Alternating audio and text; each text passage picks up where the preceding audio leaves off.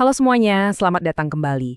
Hari ini kita bakal kupas tuntas sebuah ide yang menurut saya luar biasa yang digagas oleh Coach Chaidir Bedala.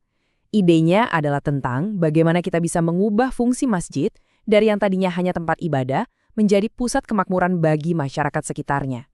Keren banget kan? Oke, kita mulai dengan satu pertanyaan yang mungkin agak provokatif. Coba deh bayangin, bisa nggak sih sebuah tempat ibadah seperti masjid itu jadi motor penggerak ekonomi untuk satu kampung atau satu lingkungan?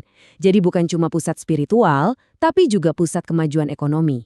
Sekarang coba perhatikan angka ini, 800.000 lebih. Angka yang gede banget. Kira-kira ini angka apa ya?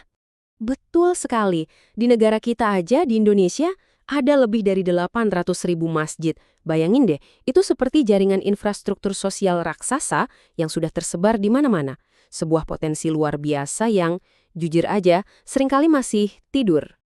Oke, sekarang pertanyaannya, gimana caranya kita membangunkan potensi raksasa ini? Gimana caranya mengubahnya jadi mesin ekonomi yang sama sekali nggak kita duga sebelumnya? Soalnya, kenyataannya kan gini. Banyak banget masjid kita yang, mohon maaf, secara finansial itu terseok-seok. Ketergantungan sama donasi itu tinggi banget, yang akhirnya bikin mereka sulit berkembang dan program-program untuk umat jadi terbatas. Nah, disinilah letak perbedaannya. Di satu sisi, ada model lama yang cuma ngandelin donasi. Ya, gitu-gitu aja. Dampaknya terbatas. Tapi di sisi lain, ada sebuah visi baru, model mandiri. Masjid yang kuat secara finansial yang justru jadi motor pemberdayaan warganya. Jauh banget kan bedanya? Ini dia perubahan cara pandang yang kita butuhkan. Terus, solusinya apa dong? Nah, ini dia ide besarnya. Kita kenalan dengan konsep yang namanya BUM, atau Badan Usaha Milik Masjid. Simpelnya, BUMM ini adalah unit bisnis yang dimiliki dan dikelola secara profesional oleh masjid. Tapi tujuannya bukan cuma buat cari untung. Tujuan utamanya adalah menggali potensi ekonomi di sekitar masjid untuk kesejahteraan jamaah dan masyarakat luas. Terus, apa yang bikin BUM ini istimewa? Pertama, fokusnya itu kebaikan bersama, bukan profit semata. Kedua, pengelolaannya harus profesional dan terbuka, nggak ada yang ditutup-tutupi. Ketiga, tentu saja, landasannya adalah prinsip syariah yang adil. Keempat, komunitasnya harus ikut terlibat aktif. Dan yang paling penting, ini buat jangka panjang, bukan proyek sesaat. Oke, teorinya keren, tapi prakteknya di lapangan gimana? Tenang, konsep BUMM ini fleksibel banget kok. Coba kita lihat 5 contoh model yang bisa langsung diterapkan. Banyak banget jalannya. Masjid bisa misalnya bikin koperasi untuk jamaah, atau jadi semacam inkubator buat UMKM di sekitarnya, nyediain tempat dan pelatihan. Bisa juga loh aset masjid kayak tanah atau bangunan itu disewakan secara produktif. Kerennya lagi bisa jadi pusat ekonomi kreatif, atau bahkan jadi agen yang menghubungkan para profesional di antara jamaahnya. Fleksibel banget kan? Tapi, tunggu dulu.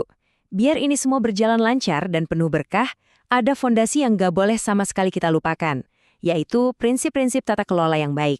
Yang pertama dan paling utama, integritas. Ini harga mati. Semua keputusan, semua tindakan harus jujur dan bisa dipercaya. Tanpa ini, jangan harap komunitas mau percaya dan mendukung. Selanjutnya, transparansi. Keuangan dan operasionalnya harus jelas, harus terbuka. Ini bukan cuma soal pertanggungjawaban loh, tapi ini soal ngajak jamaah dan masyarakat buat merasa, ini punya kita bersama.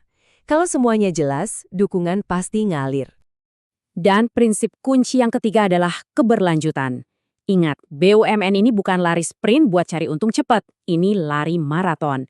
Visinya itu untuk menciptakan dampak baik secara sosial, ekonomi, dan lingkungan yang bisa dirasakan sampai anak cucu kita nanti. Nah, kadang kita dengar istilah-istilah syariah dan kedengarannya rumit ya, tapi coba lihat deh, pada dasarnya ini adalah prinsip etika bisnis yang universal.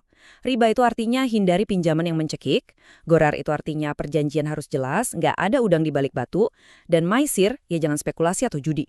Intinya apa? Keadilan dan fair play. Oke, jadi kalau semua prinsip ini dijalankan, kalau modelnya berhasil, kalau tata kelolanya bagus, terus apa yang terjadi? Hasilnya, wah, bisa mengubah segalanya. Benar-benar transformatif. Coba kita lihat, dampaknya itu kemana-mana. Boom yang sukses itu bisa menciptakan lapangan kerja baru, bisa memberdayakan warung-warung kecil dan pengusaha lokal di sekitarnya. dananya bisa dipakai buat program sosial yang lebih banyak lagi. Dan tentu, masjidnya jadi mandiri secara finansial. Ini namanya lingkaran kebaikan yang terus berputar dan membesar. Dan kutipan dari Coach Chaidir Bedalah ini, wow, benar-benar merangkum semua visi besarnya. Masjid itu bukan cuma tempat kita sholat, tapi ia bisa menjadi mercusuar peradaban, menjadi motor penggerak ekonomi umat. Visi yang luar biasa menginspirasi ya. Nah, pembahasan kita kali ini akhirnya ninggalin satu pertanyaan penting buat kita semua renungkan. Coba deh sekarang lihat sekeliling Anda. Selain masjid, kira-kira ruang komunitas apa lagi ya di lingkungan kita yang punya potensi tersembunyi sebesar ini? Terima kasih banyak sudah menyimak.